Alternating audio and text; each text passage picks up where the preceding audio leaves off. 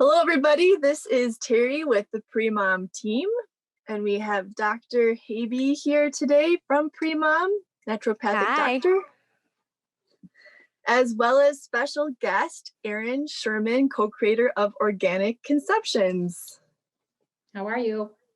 It's our first time having you on, Erin. Usually we have Mark, so Yes. This is a special treat. We love having you both. Thank you. And a little bit more about Erin. I'm sure you'll talk a little bit more too about yourself, but she is involved in the support of the community and coaching aspect a lot in Organic Conceptions, working one-on-one with those people in the program. And you can find Organic Conceptions through the Premom app if you go to More and Stress-Free Fertility. There's a quiz that pops up and guides you through whether organic conceptions might be something that could add to your fertility experience. So be sure to check that out. And we'll jump into some questions. So we're going to start with Erin today. We had a lot of questions about what to do if you are stressed. Let me pull that up now. So let's start with some basics here and tell us a little bit more about yourself before you dive in. But the main question was, how can I minimize anxiety and stress? Yeah, that's a great question. So yeah, I do one-on-one coaching and support for Organic Conceptions. And we have a program where we guide our clients through an emotional wellness program, basically, to ensure that people are in the best mindset during the process of trying to conceive or however it is that they choose to have a family, to get them in that healthiest emotional state that we can get them in. So I enjoy my work. I love working with women. I've worked with couples as well. And it's very rewarding because a lot of people come in with these questions like you have today about stress and anxiety. And I'm able to help them through the program and my coaching background to reframe lots of these thoughts and help them to achieve a better emotional state. So that first question was, how do I minimize anxiety? So I thought that I would just start talking a little bit about what anxiety is. It's a buzzword for sure. Everybody, especially 2020, is using the word anxiety. I feel like if I don't go a day without hearing that word or seeing that word on social media, it's just not a day. So yeah, fertility especially, this is specialized. We're thinking about something. What anxiety is when something that we want to happen or that we think is going to happen doesn't line up with our current circumstance, right? So when there's that disconnect, we are stuck in the middle, and that's the feeling of anxiety. That's wanting something or wanting an outcome, and it's just not happening the way that we think it should happen. So anxiety is really a result of a thought. It's an emotion that comes from a thought. And a quick, just a way to think of it is anxiety is like an expanded feeling. It's a longer time period that you're feeling something, right? If you feel fear, it's quick and it's done. But if you have anxiety, it's like, it takes up a longer span of time. It kind of washes over you and stays with you. That's because the thoughts that you're having are repeating. So what I want to do today is give you a little bit of an exercise that you can do to take a look at what it is that you're thinking, because really it's the thought that is creating that emotion. So what you need to do is first get familiar with what anxiety feels like in your body.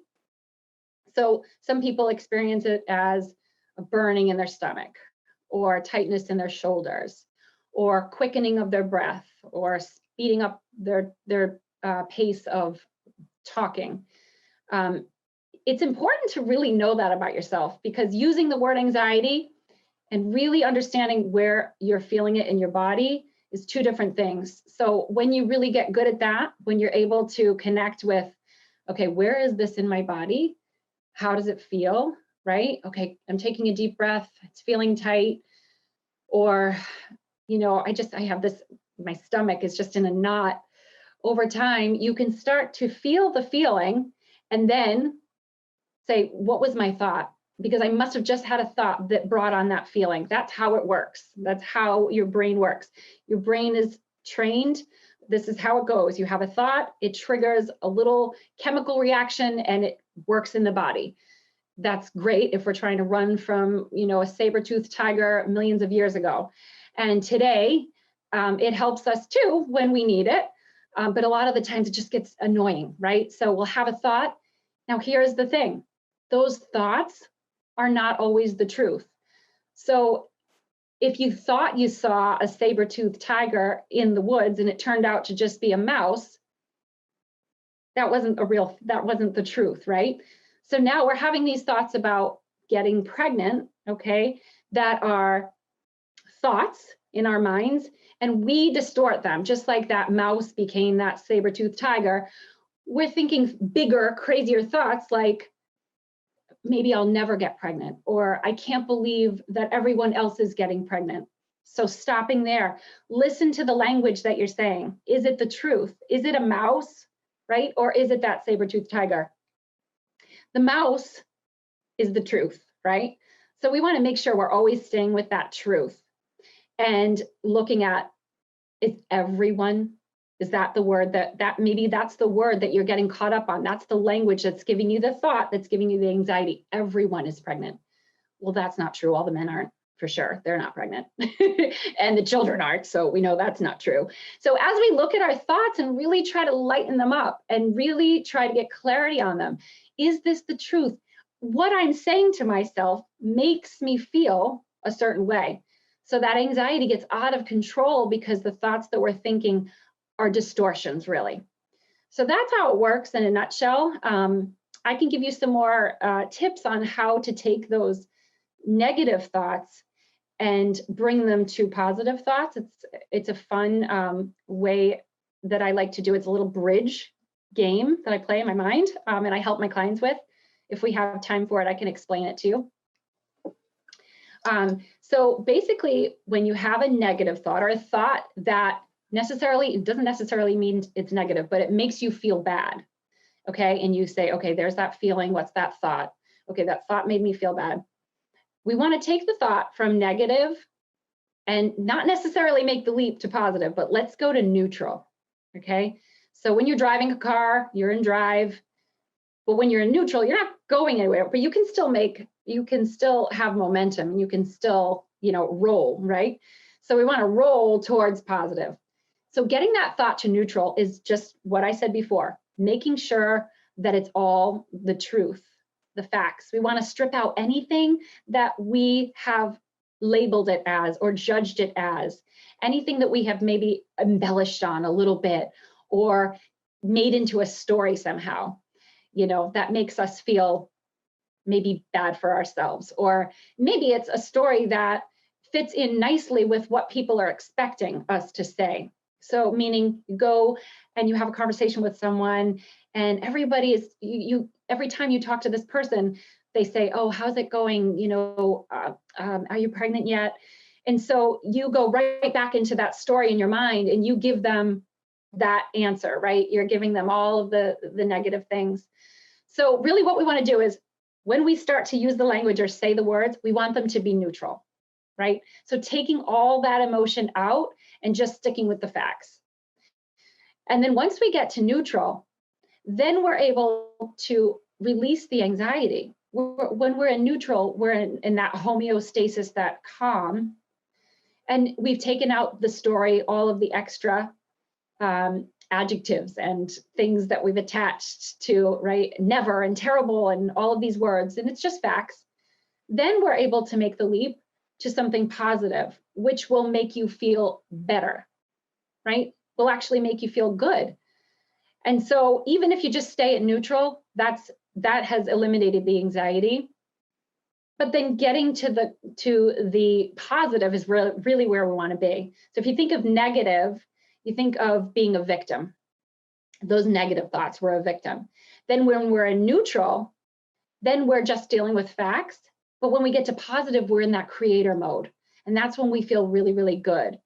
So some thoughts that you could be thinking or words that you could be saying when you get to that positive are, I know that my body is healthy. I know that the outcome is going to be beautiful, whatever it looks like, however I get there. I know I've heard stories of people that are, I mean, I can tell you, I can give you positive affirmations, but you've got to get to neutral first. That's the key. That's the ticket. You can't jump from negative to positive, because right in the middle, you'll just drown. you got to strip all that junk away first. So hopefully that gives you a little bit of, yeah. I love that. Those were great tools. I love how you broke down like what anxiety really is, that word expectation. And I think you mentioned a gap. Yes. And then that it's extended over time. I think that really clarified things for me. I have a follow-up question for you, but before I do, I forgot to mention to you guys, those of you ladies who are watching live, we may or may not have time for questions at the end, but in case we do, please share them in the Q&A. And also, if you have follow-up questions as we answer your questions, please shoot them in there. A couple follow-up things for you, Erin. First, I liked how you were giving that example of going from negative to neutral to positive. Can you give another example just of a negative that changes into neutral, that changes into positive, so I can see the full flow there? Sure. So if, let's see. So I gave the example of thinking about everyone around me is pregnant, right? So let's think of another one that may come up. And I think we had a question about during the 2-week wait. So let's think about that. So that's something that could be, what are the negative thoughts that someone might be having? Maybe am I having a miscarriage? Am I actually pregnant? Yes. So all of these questions that pop up, these things that spin around in our minds, some of them come from actual experience, right? Some people have experienced a miscarriage in the past, or they may have a medical diagnosis that they're dealing with, or they're watching things around them happen, right? So many things are spinning through our minds, right? So that's where, even if you just get a little piece of paper out and write these thoughts that are going through your mind down, then you're able to say, okay, this isn't happening right now for sure. I always say, can I prove that in the court of law, right? So if I go to a judge and I say, I'm probably having a miscarriage, I'm definitely not going to get pregnant for like 5 years, and I just don't know when I'm going to get pregnant, that judge would say, where's the proof? What do you have that are facts, right? So that's when you can shift your brain into that neutral mode again and say, okay, I got to stick to the facts. I've got to be clear. It's only fair to your brain. It will reduce anxiety, right? So you have to break it down. What exactly is happening right now? I'm waiting. That's a neutral thought. I'm waiting. Right? That is not negative. That is not positive. That is a fact. I'm waiting. Okay. And then you can acknowledge the fear that came from the past. I know that this happened in the past, but that's not necessarily what's happening now. It's getting that good self-talk, coaching yourself off the ledge, staying with the facts. I cannot express that enough, that is really the key to reducing anxiety, because we don't realize how many thoughts we do distort. And then jumping to the positive, hey, if you can get there, awesome. Typically what you want to do is take the negative thought and really just say the opposite to yourself. But we don't believe that, because in the field of psychology, they call that cognitive dissonance. When two things don't match up in your brain, what we know and what we want to happen, when they don't match up, your brain doesn't believe it. They'll be like, yeah, your brain is saying, no, I don't think so. So sticking with the facts is the only way. Does that make more sense, or does that clear things up? Yeah, that was great. Okay. And then I had another question for you. You're giving some great tips and strategies there, focusing on the mental piece. I think that's really addressing some of these questions we had. You did have questions about what resources and products can help. So can you talk a little bit about the strategies you just mentioned, and also how those might tie into organic conceptions and what else organic conceptions does? Absolutely. So we have it's a 9-week audio program, and basically it walks you through all stages of your infertility journey, from just the preconception, just starting to think and those seeds about, where you are, what your thoughts are about infertility. What we realized through our research is that people actually have doubts and fears before they even start trying. And I noticed this a lot in my clients. The first session, they normally say, we didn't start trying, but I know that it's been a problem with my friends. So I thought that I might just, start tracking. And so it's a doubt it's in people's minds before they even start to plan a family. Wow. Yeah. So you need to look at that. Women need to understand and give themselves grace about what their beliefs are. That helps with the process. And we walk you through that in the program. And like I said, we offer one-on-one coaching, and we have therapists on board, and we're actually now working on some new programs, which are exciting. We have meditation and nutrition programs coming up as well to support you in all facets. So we're excited about that. Fantastic. Do you have any other suggestions for those who are in that 2-week wait? And also about tracking. That was another question. Feeling stressed while they're tracking. Yes. So I think that my best advice, the way that I talk to clients about it, is your body is doing what it's doing, regardless of what you're thinking. Now, let me not step on the toes of psychosomatics, because I wholeheartedly believe in that. However, if you're able to let your body, allow your body to do what it needs to do without stressing about it, that will allow your body to do it much better. Yes. So just trying to, I always say, who are you outside of your infertility? Because don't forget that is a big part of our program. People lose themselves in this story, and they become, this is all encompassing. So it's important to think about the things that make you happy. Think about the things that you love to do, and really do those. If that's all you do during those 2 weeks, remember, you're not just trying to conceive, you are becoming a person, right? That's what we're doing every day. We're trying to be better people, and we're on a journey to growth and, helping society. What does that look like for you? What are you contributing? Ask yourself bigger questions, so that you're connected to something bigger and higher. That will get you out of what's going on right now in this 2 weeks. So it's a 2-part answer, I guess. Wonderful. And I think something that comes up in the group, and I think I've heard Mark mention, is sometimes even just taking a quick break from it, just to get back in touch with yourself. And if you have a partner, with yourself and your partner getting to know each other again. Yes. Outside of the fertility process can be helpful. Absolutely. Yeah. Taking a break looks like a lot of different things for a lot of different people. People think, a lot of women, maybe if they're over 35, they'll say, oh, I'm not taking 1 month. That is just precious time. I would never take a month. However, your daily, anxiety is so high, and you're stressing so badly, that maybe that's just what you need, just 1 month to reset and rethink and look at the big picture. It's not a race. It's not a race. Everything is going to happen the way that it is going to happen. And that's a heavy statement for me to say. I know that, because I went through it. I struggled twice. So I know how that sounds, but it's the absolute truth.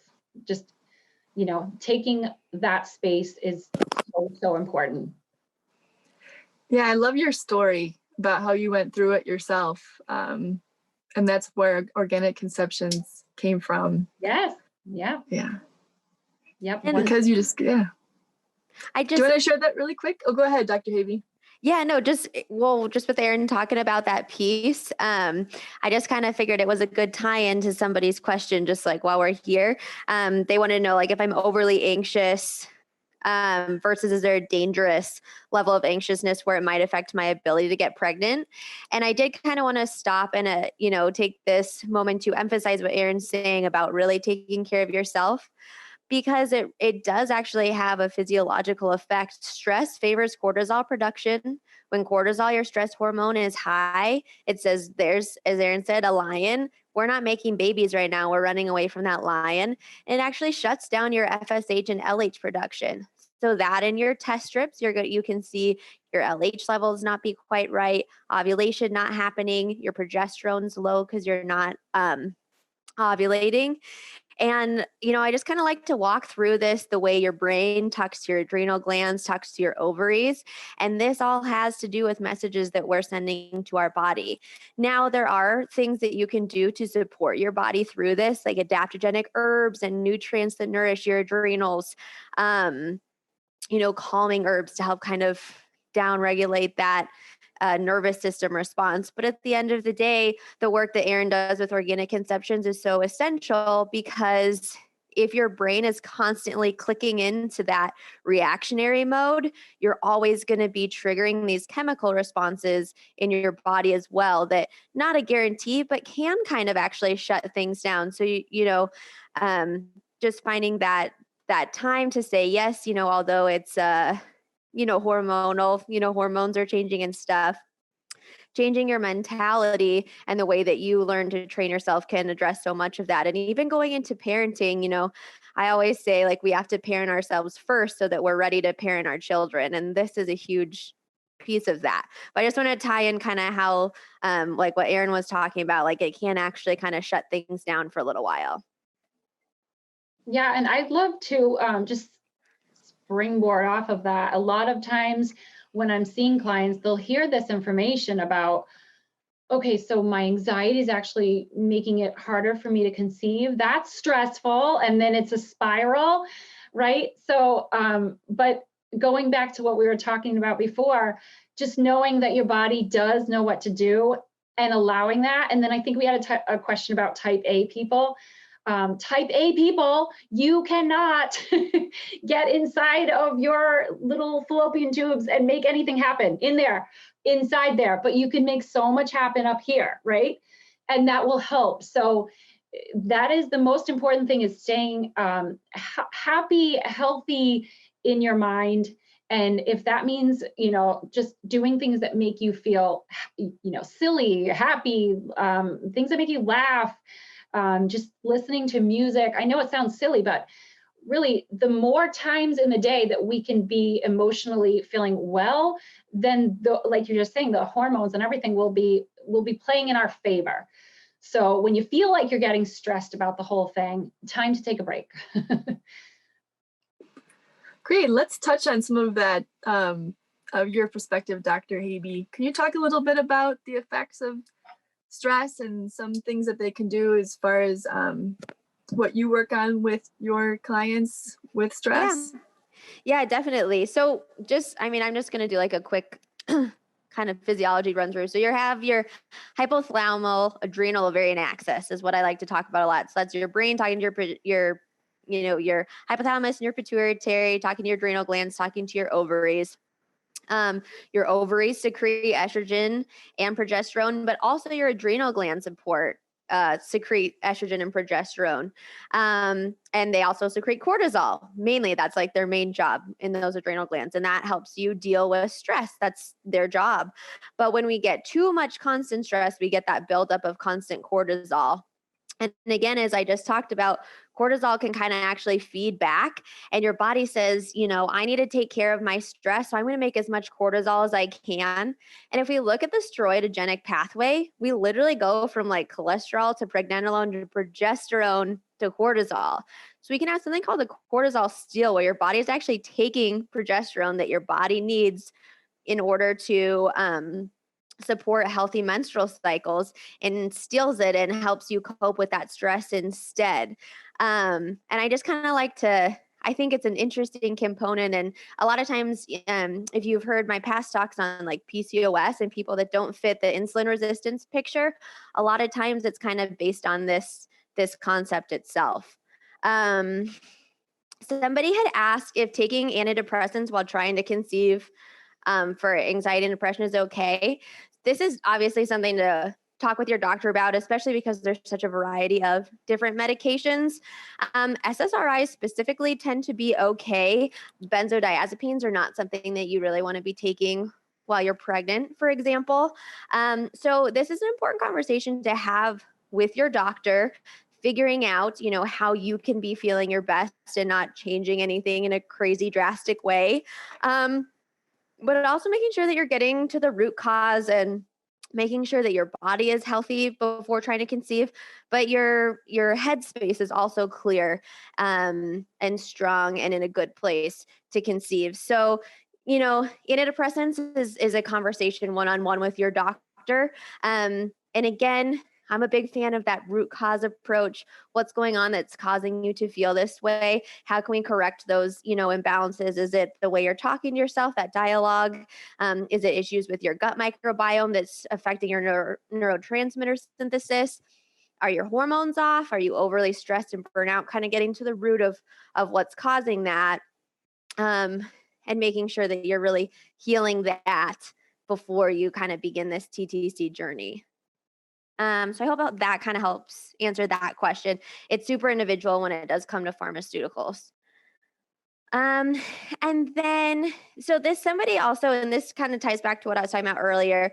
Someone asked how anxiety can affect anovulation, spotting, and then like how to get back on track. And again, this is a good point of if you have that stress, it can shut down those signals.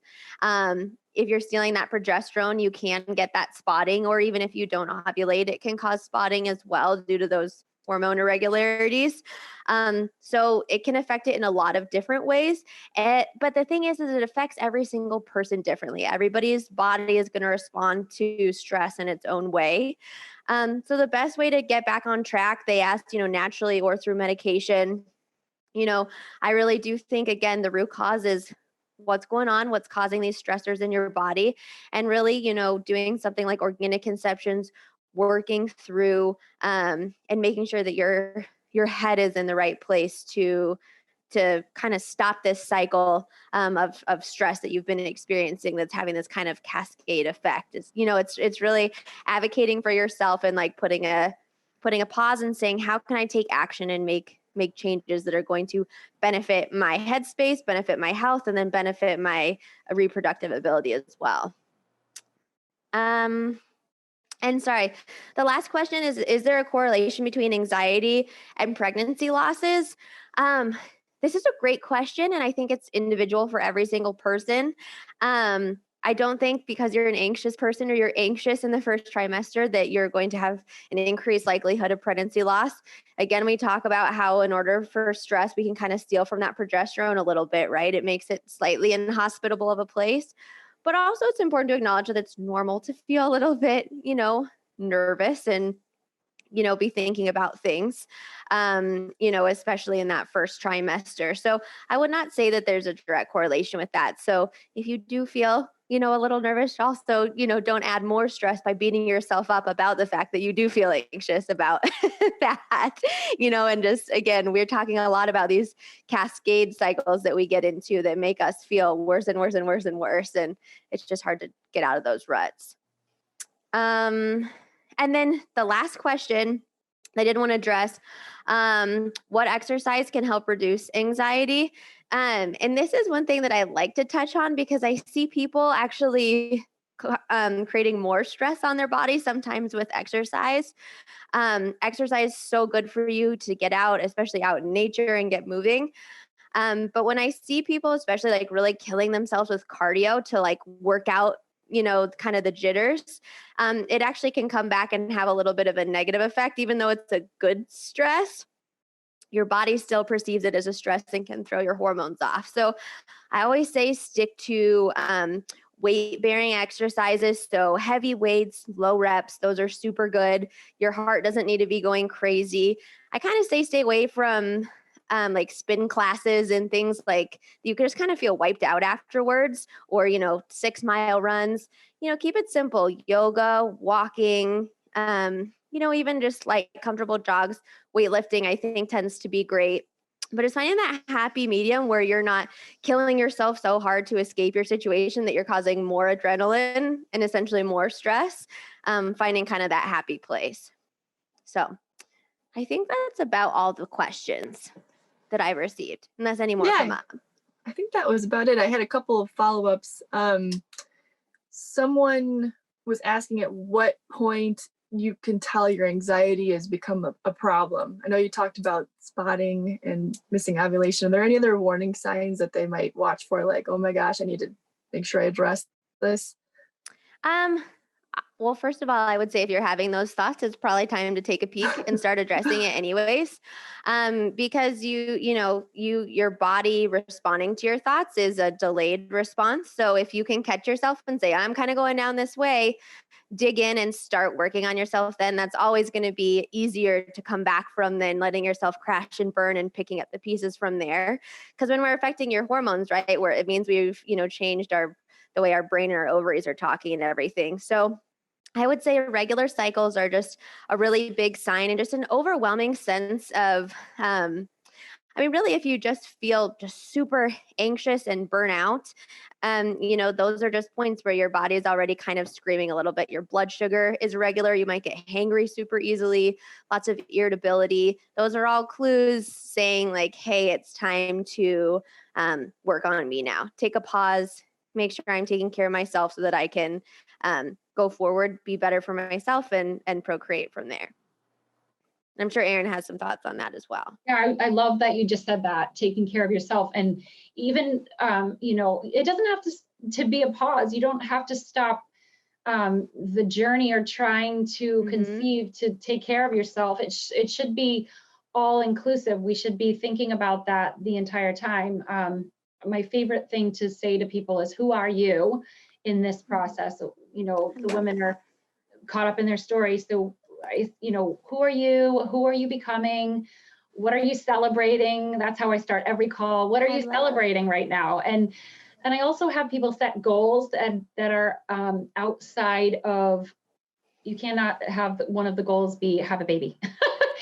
That's not a goal. And we don't want to set goals that are outside of that either. So staying in that fertility lane, what can you do that's making you a better you while trying to, create a family?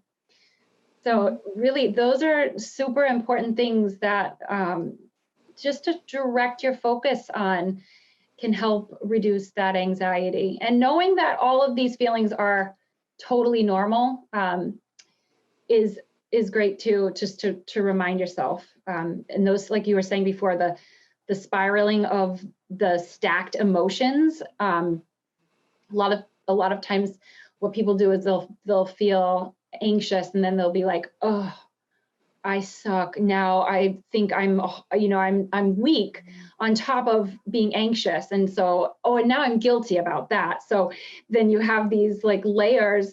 And now I'm screwing up my fertility because I'm anxious. And so any emotion should stand on its own. Like, that's how you have to think about it. If you have an emotion, don't ever pile it with another one. They're not allowed to play together. So if you're sad, just be like, I'm sad. It's okay that I'm sad. Let it pass. Let it sit with you. Be sad. It's okay. As soon as we start judging those emotions, that's where the suffering comes.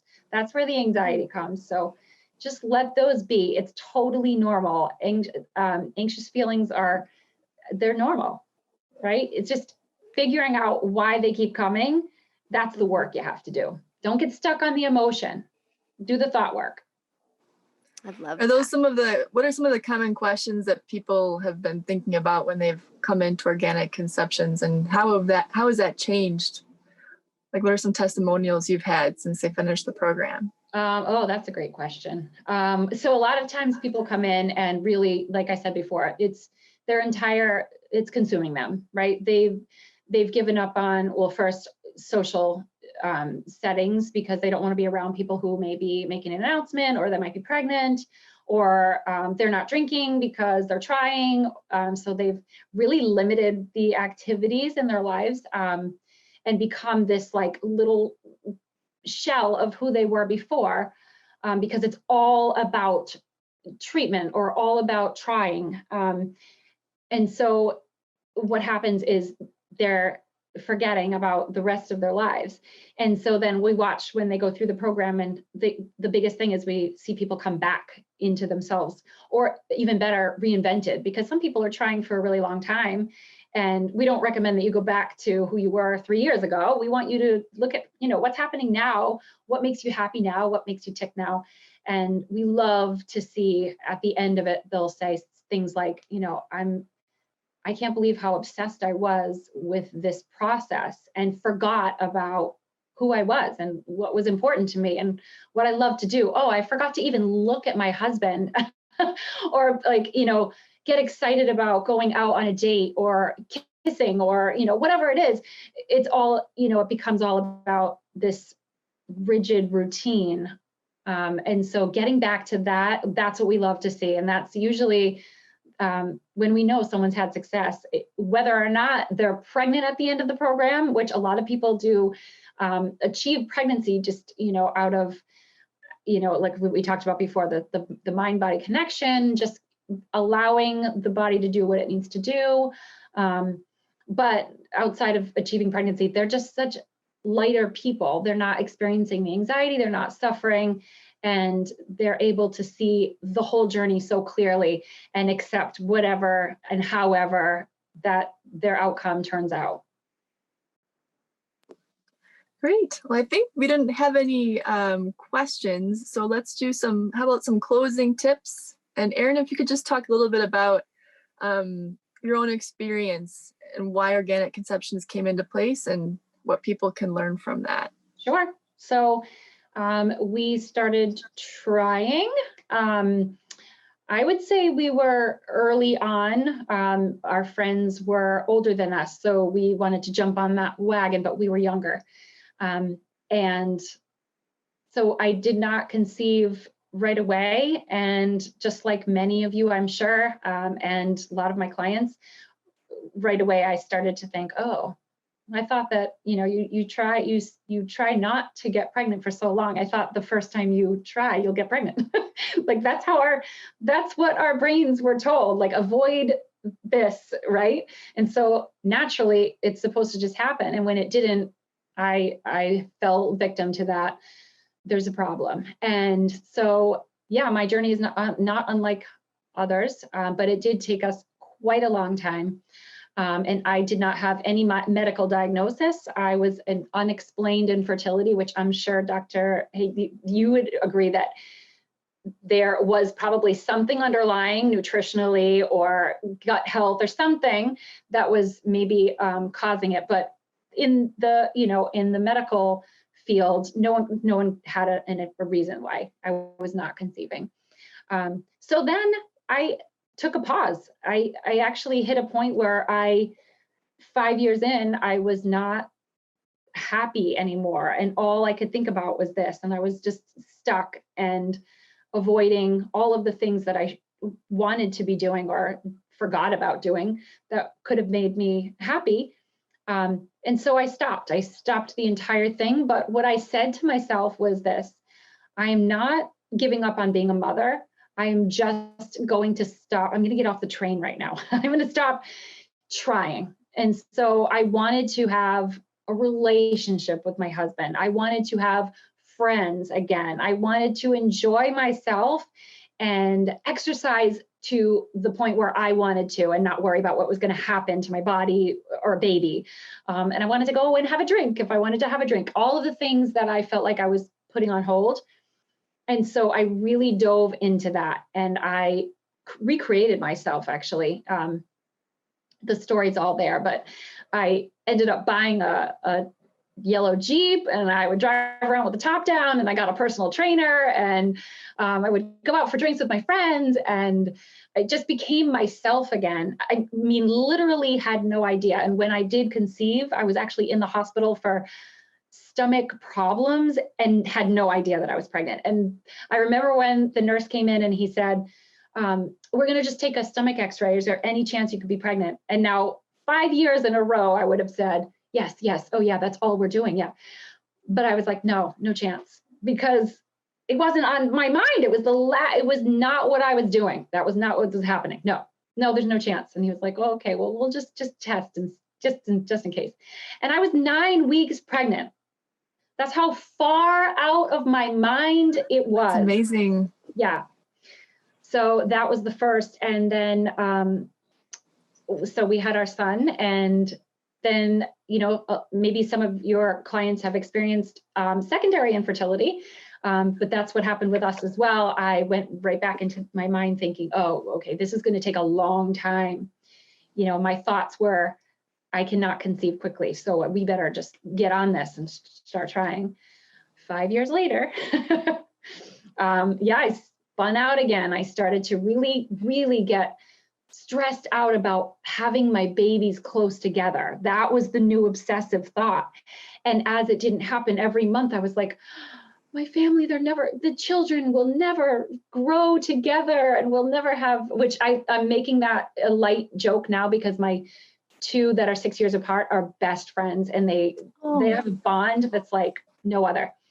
And we decided to adopt before the second was born. We actually had a couple that chose us, and they were 4 weeks away from delivering, and I had no idea I was pregnant when we got chosen. So I found out and I had a surrogate lined up as well. So it was like this crazy perfect storm of, I released it all over, I let it go and said, okay, we're adopting, and I achieved pregnancy again. So you can't have 2 things happen like that without saying, okay, there's something to this. And my husband was the one that was like, I'm writing a book. That was the first thought. I'm gonna write a book. I'm gonna write a book about this. And then with the third, because I have 3, it was right after my daughter was born. She was about 1.5. And I said, we should try for a third. And the thought didn't come to my mind, we better hurry up. The thought was, this will be so cool to test out this new theory. Let's just have a baby. And we were having fun, and we got pregnant right away. It was just a totally different shift in physiology, in mind, set, everything. So anyway, that's how the program began. And it wasn't just us saying, let's create a program. We obviously did tons and tons of extensive research with people with outcomes just like us, and what happened in those stages psychologically for them, physically for them, emotionally for them. And we were able to create this program, Organic Conception. So I love that story. And I do hear like pieces of what I've seen with different Premom users, like in our Facebook group, and your story. So it's really neat. And Dr. Haebe, do you have any final thoughts for those about stress, that have stress and fertility? Yeah, Erin, so encouraging. That's such a beautiful story. I love that. And it's so, I think, powerful just for people to hear. But I think my closing thought would just be if you're, starting to feel this way, just to take action. Don't sit in it. Seek out some assistance, because sometimes we need some help outside of ourself, whether, it's doing this course or reading a book or, working one-on-one with some targeted therapy. Take action in some way, shape, or form.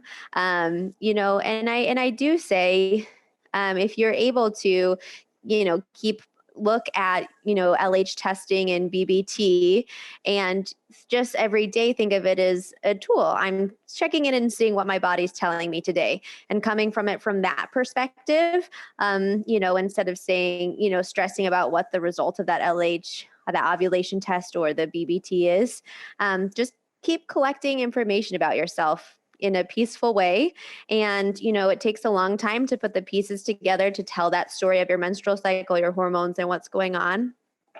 But if you really come at it with just, I'm going to be a detective and I'm going to listen to what my body's telling me, and really keep up with those ovulation and BBT. That's sort of my one last thing I would say, is just to have that peaceful approach and then take action, do things that empower yourself to make forward progress, whether it's working on yourself or learning more about your body. I love that. Me too. Thank you both. Thank you so much. This was such a helpful presentation. It was so nice to meet you, Erin. So wonderful to have you on with us. And again, you can find Erin right in the app. Well, not Erin, but yeah, sort of. You can find Organic Conceptions right in the app if you go to More and Stress-Free Fertility. If you're even questioning whether this might be something helpful to you, just take the quiz, see if it's a good fit for you. And we hope to hear more about your developments. That's really exciting. Yes, thank you. And also Dr. Haebe is right in the app. We always have her with her. Thank you so much, Dr. Haebe. You can find her under schedule a consultation in the app, and we'll see you again soon. Thanks everyone. Take care. Thanks, Erin. Thanks.